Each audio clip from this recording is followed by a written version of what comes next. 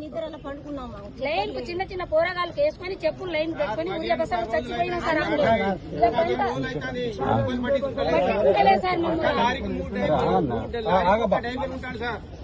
ఒక్క లారీకి 3 డ్రైవర్ పోవడం రావడం ఇక్కడ అట్లనే ఉంటుంది. రైతు బంధు పడ్డదా పోనీ?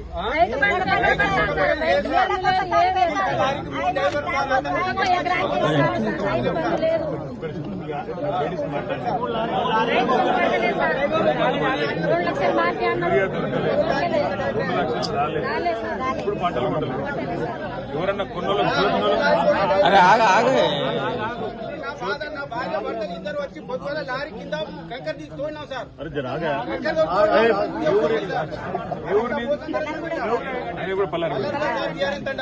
అందరం ఇక్కడ లేనా?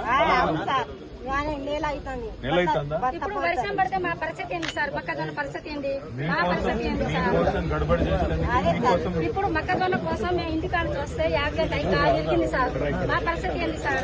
చిన్న చిన్న కూరగాయలు పిలిచి పెట్టి సార్ ఇంటికాడ పని చేసుకోవాలా? ఈ ధాన్యం కోసం ఎడవాలా? పండించిన పంట చేతులకు వచ్చిన పంట కూడా ఆగం చేసుకుంటాం సార్. మాకు ఏడుచుడే సార్. మా పల్లెలు కూడా సార్ మేము వచ్చింది ఎందుకంటే అమ్మా మమ్మల్ని కేసీఆర్ సార్ పంపించిండు. ప్రభుత్వంతో కొట్లాడన్నా వెంటనే ఇక్కడ ఉన్నదంతా ధాన్యం కొనేతాను. ఇప్పుడు పైసలు వేసుడు ఒక రోజు ఆలస్యమైనా పర్వాలేదు కానీ మీకు వెంటనే ధాన్యం కొనాలి. సార్ ఏం చెప్పారంటే కేసీఆర్ సారు వీళ్ళకి ఒకవేళ తెలివి లేకపోతే ధాన్యం వీళ్ళు కొంటే చాలు, అవసరమైతే మన గవర్నమెంట్ వచ్చిన కన్నా మీకు పైసలు ఇస్తాం, కానీ ముందైతే కొనాలి కదా. కానీ కొనేటట్టు కూడా వీళ్ళు లేదు.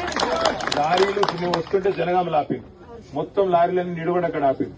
ఆపితే ఆడ మొత్తం లారీలు అంటారు సార్ దించేందుకు ఎవరు లేడు అని వాళ్ళు చెప్తారు, కొనేతందుకు లేరు, జోకేటోళ్ళు లేరు, కొంటే పైసలు ఇచ్చేటోళ్ళు లేరు. ఇది ప్రభుత్వం పరిస్థితి.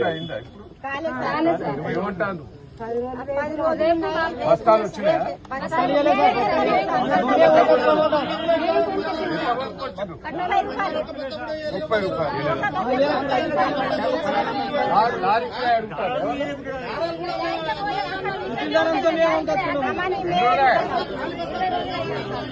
ఇది ఎక్కడమ్మా?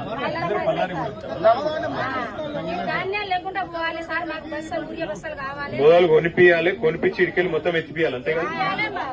ఏంటంటే మాకు డబ్బులు పడాలి. డబ్బులు పడాలి. వాడు డబ్బులు ఇచ్చినట్టయితే లేడు, ఎత్తుకుపోయేటట్టున్నాడు. బయట 1800 కొంటారట్టుగా 1800లకు కేసీఆర్ ఉన్నప్పుడు గిట్టుండనా? కేసీఆర్ ఎందుకు కూడా వచ్చిండు?